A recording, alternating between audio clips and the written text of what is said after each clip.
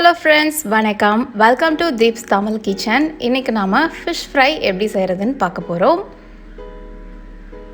Video பார்க்குறதுக்கு முன்னாடி சேனலுக்கு புதுசுனா மறக்காமல் சப்ஸ்கிரைப் பண்ணிக்கோங்க. அப்படியே ஒரு லைக்கையும் தட்டி விட்டுருங்க. ஃபிஷ் ஃப்ரை செய்கிறதுக்கு இங்கே 1 கிலோ மீன் இருக்குது. இது நம்ம ஃப்ரை பண்ணுற மாதிரி மீனை கரெக்டான பீசஸ் போட்டு வாங்கிக்கோங்க.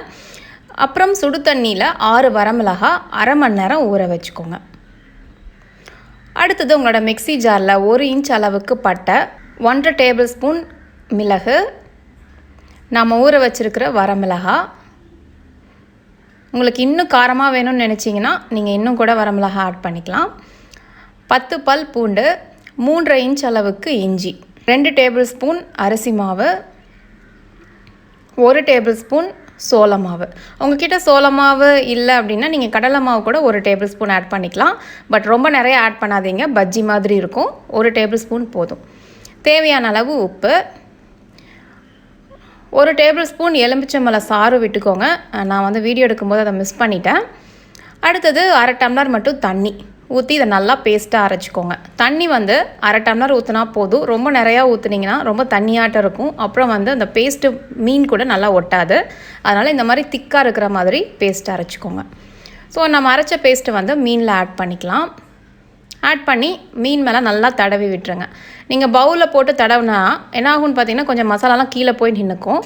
அதனால் பெஸ்ட் ஐடியா என்னென்னா இந்த மாதிரி பிளேட்டில் நீங்கள் அரேஞ்ச் பண்ணி வச்சுட்டு மசாலா எல்லாத்தையும் மேலே எடுத்து தடவிட்டிங்கன்னா நல்லா ஒட்டிக்கும். இதை நிறையா பேர் பார்த்திங்கன்னா வெயிலில் வைப்பாங்க. நான் வெயிலில் வைக்கல, இதை காக்கா தூக்கிட்டு போயிடும், இல்லைனா வாய் வைக்கும். அதனால் நான் ஃப்ரிட்ஜுக்குள்ளே வைக்க போகிறேன். மினிமம் 1 மணி நேரமாவது வைங்க. நல்லா ஊறினா தான் ஃப்ளேவர்ஃபுல்லாக இருக்கும் மீன். அப்படி இல்லைனா நான் 5 மணி நேரம் வைக்க போகிறேன். 5 மணி நேரம் கழித்து நம்ம எண்ணெய் நல்லா சூடு பண்ணிக்கலாம். எண்ணெயோட சூடு நம்ம பஜ்ஜி பொரிக்கும் போது இருக்கு இல்லையா, அந்தளவுக்கு சூடு இருந்தால் போதும். ஸோ மீனும் நல்லா ஊறிடுச்சு.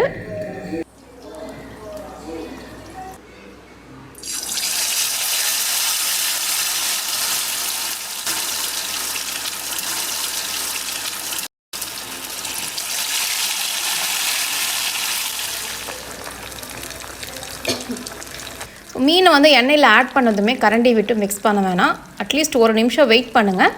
அதுக்கப்புறமா இன்னொரு பக்கம் திருப்பி போட்டு நல்லா குக் பண்ணுங்கள். ஏன்னா உடனே கரண்டி விட்டு மிக்ஸ் பண்ணோன்னா அந்த மசாலாலாம் கோட்டிங் போயிடும். அதனால் 1 நிமிஷம் குக் ஆனதுக்கு அப்புறமா இன்னொரு பக்கம் திருப்பி போடுங்க. ஸோ திருப்பி போட்டு நல்லா கோல்டன் ரெட் கலரில் ஆகணுங்க. நல்லா கோல்டன் ரெட் கலரில் ஆகணும். ஏன்னா மீன் சீக்கிரம் யூஸ்வலாக வெந்துடும். ஆனால் அந்த மசாலா நல்லா வெந்ததுனா தான் உங்களுக்கு டேஸ்ட்டாக இருக்கும். அதனால் நல்லா வேக விட்டுட்டு எடுங்க. இந்த மாதிரி நல்லா கிறிஸ்பியாக ரெட் கலரில் ஆகிடணும். அதுக்கப்புறம் எடுத்திங்கன்னா போதும். அவ்வளோதான், ஃபிஷ் ஃப்ரை முடிஞ்சது. இதில் நம்ம ரொம்ப ஃப்ரெஷ்ஷான இன்க்ரீடியன்ட்ஸ் போட்டு சிம்பிளாக ப்ரிப்பேர் பண்ணியிருக்கோம். டெஃபினட்டாக ட்ரை பண்ணி பாருங்கள். நல்லா ஃப்ளேவர்ஃபுல்லாக இருக்கும். இதை நீங்கள் வெள்ளரிக்காய், வெங்காயம், எலுமிச்சம்பழம் கூட சர்வ் பண்ணலாம். ஸோ என் சேனலில் போய்ட்டு மற்ற ரெசிபீஸும் மறக்காமல் செக் பண்ணுங்கள். நீங்கள் புதுசாக இருந்தீங்கன்னா இந்த வீடியோ பிடிச்சிருந்தது, இந்த ரெசிபி பிடிச்சிருக்குன்னு மறக்காமல் லைக் பண்ணிக்கோங்க. சேனலுக்கு புதுசுனா சப்ஸ்கிரைப் பண்ணிக்கோங்க. சீக்கிரமாக இன்னொரு இன்ட்ரெஸ்டிங்கான ரெசிபியோடு உங்களை சந்திக்கிறேன். நன்றி, வணக்கம்.